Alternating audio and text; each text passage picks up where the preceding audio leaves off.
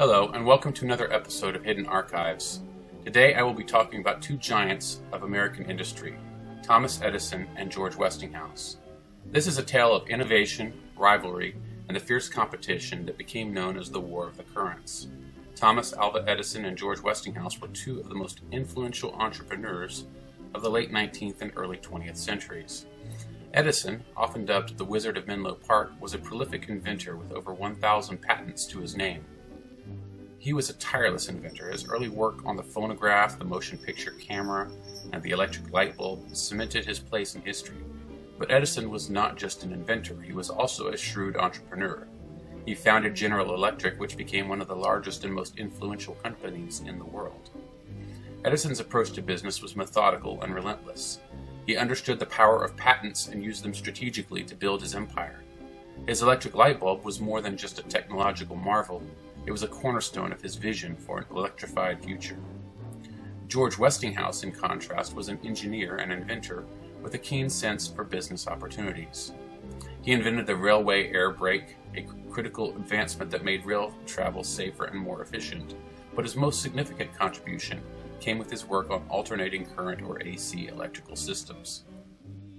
Westinghouse recognized the limitations of Edison's direct current or DC systems, which could not efficiently transmit power over long distances, but needed large generating stations that could only service an area within half a mile of the station. Westinghouse saw the potential of AC power to revolutionize the electrical industry and invested heavily in it. This set the stage for the infamous War of the Currents.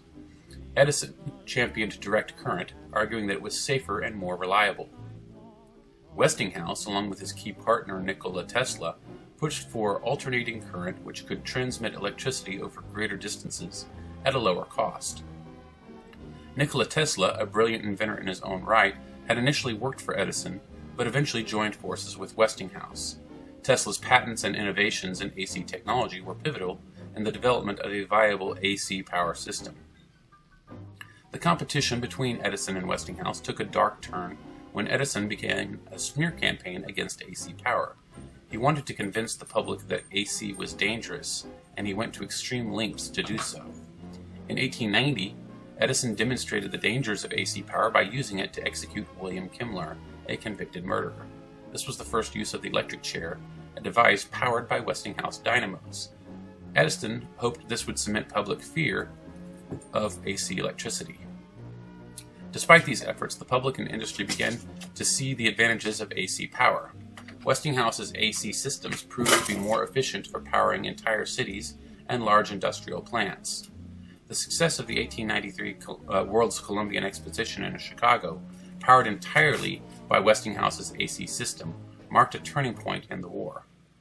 The exposition showcased the superiority of AC power to millions of visitors, demonstrating that it was not only safe, but also the future of electricity.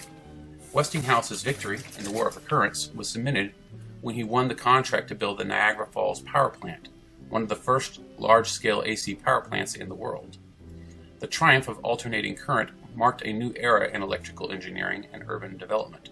Westinghouse's legacy as a visionary entrepreneur was secured. The Westinghouse Electric Company later diversified into numerous other areas, including broadcasting. In the 1990s, they acquired CBS, which then merged with Viacom.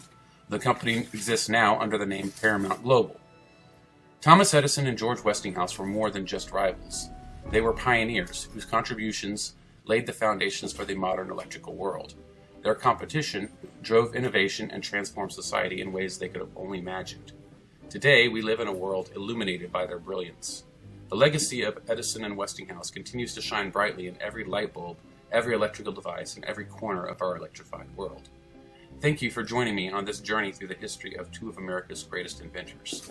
Their rivalry may have been fierce, but it sparked a revolution that changed the world forever. Thank you for watching. Have a nice day.